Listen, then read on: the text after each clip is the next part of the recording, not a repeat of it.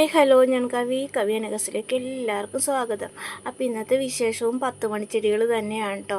അപ്പോൾ ഈ മഴ പിടിച്ചപ്പം കുറച്ച് 10 മണിയൊക്കെ ഉഷാറായി വന്നിട്ടുണ്ടായിരുന്നു. ഞാൻ കഴിഞ്ഞ വർഷം നട്ടിരുന്നതാണ്. ഇപ്പോൾ പോച്ചയൊക്കെ പിടിച്ചിട്ടോ.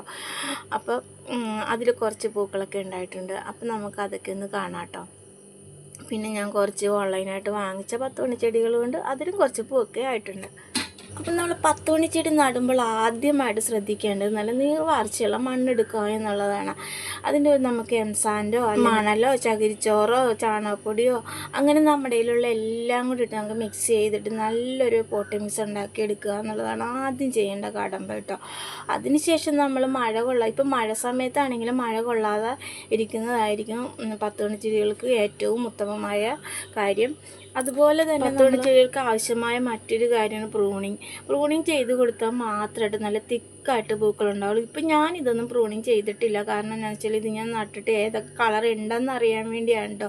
അത് ആ ഓൺലൈൻ വാങ്ങിച്ചത് കൊണ്ടാണ് കേട്ടോ. ഞാൻ കളർ എന്തൊക്കെ ഉണ്ടെന്ന് അറിയണമല്ലോ. 20 കളർ എന്നാണ് അവർ പറഞ്ഞിരുന്നത്. 20 കളർ ഉണ്ടോ എന്നറിയാൻ വേണ്ടിയാണ്. പിന്നെ ഇതൊക്കെ എന്ന് വെച്ചാൽ ഇത് ഈ താനെയും ഇപ്പോൾ പറമ്പിലൊക്കെ പിടിച്ച് വന്നതാണ് കേട്ടോ. അപ്പോൾ അതൊക്കെ നല്ല അടിപൊളിയായിട്ട് തിക്കായിട്ടാണ് നിൽപ്പുണ്ട്.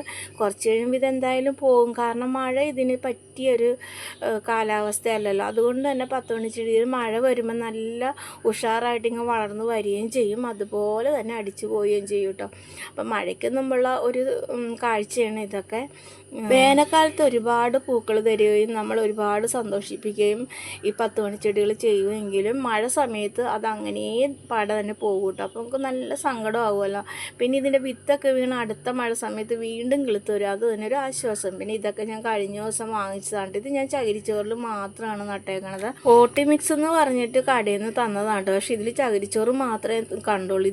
ഈ ഒരു പോട്ടി മിക്സിൽ ഞാൻ കുറേ വിത്തുകളൊക്കെ പായി. പക്ഷെ എല്ലാം കിളുത്ത് വന്നെങ്കിലും എന്തോ അതെല്ലാം പോയിട്ടോ. മഴ സമയമായതുകൊണ്ടാണ്. അപ്പം നമ്മളെടുക്കുന്ന പോട്ടി മിക്സ് നല്ലതാണെങ്കിൽ നമ്മുടെ ഒരു ചെടി പോലും നശിച്ചു പോകാതെ പിടിച്ച് കിട്ടും. അതുപോലെ തന്നെ നമുക്ക് കിട്ടുന്ന പ്ലാന്റുകൾ ഹെൽത്തിയുമായിരിക്കും. അപ്പം ഇന്നത്തെ വിശേഷം